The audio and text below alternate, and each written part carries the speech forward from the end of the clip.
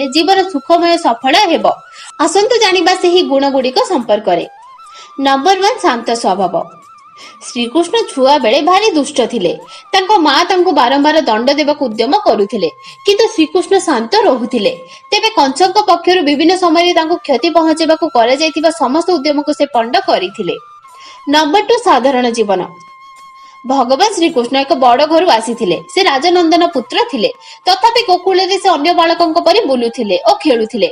सबु पिलांक सहित मिसुथिले, काहारी सहित भेदभाव करुनथिले। तांको पाखरे राजघर छुआ बोली गर्व और अहंकार नथिला। मुहरे सबु बेले सरल भाव रहुथिला। नंबर 3 केबे हार न मानिबा। केबे कोनसे परिस्थिति रे हार न मानिबार शिक्षा दियंती भगवान श्रीकृष्ण। प्रयास जारी रखिबाकू से वार्ता दियंती, परिणाम निज पक्षरे नथिले बे उद्यम जारी रखिबा उचित। नंबर 4 बंधुत्व निभाइबा।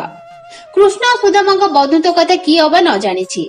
कृष्ण और सुदामा परस्पर को आदर करुथिले। श्रीकृष्ण सर्वदा बंधु सुदामा और अर्जुन को सहयोग करिथिले।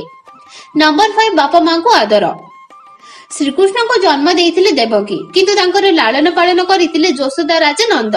श्रीकृष्ण जानिथिले तांको बापा मां तांको ठारू दूर रे अछंती और यशोदा एवं राजा नंद तांकर प्रकृत बापा मां नुहंती।